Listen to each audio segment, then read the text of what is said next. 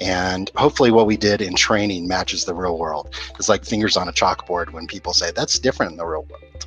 So in the real world, what that our training, if it matches that, should be a simulation of what they're really doing. But that's not always the case. As much research and as much diligence as we put into those formal learning programs, it's always a little bit different than what happens day to day when customers are standing in front of you, when you have patients bleeding out in front of you.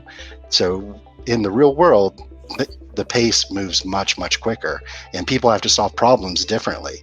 So the big long checklist that we developed for class may or may not be appropriate in the real environment.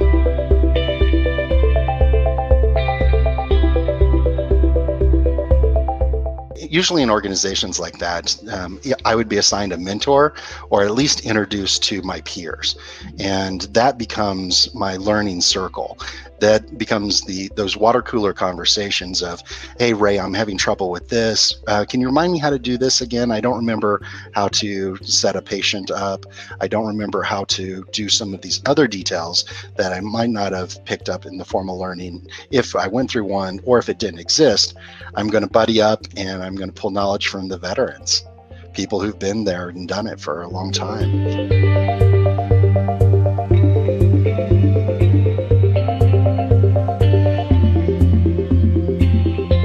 I always call it the happy path.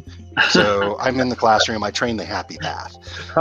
Then I might train like one unhappy path or two, but we all know that there's 15 unhappy paths, right? So, and when you're out there and things are happening, so the job aid doesn't becomes less and less effective.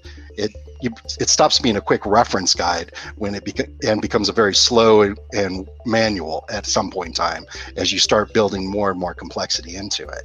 So when those unhappy situations occur, I've got to use my experience, I've got to use my neighbor's experience to figure out what's the best outcome. Is this something that we can handle with our knowledge, or do we need to reach out to more people and crowdsource it?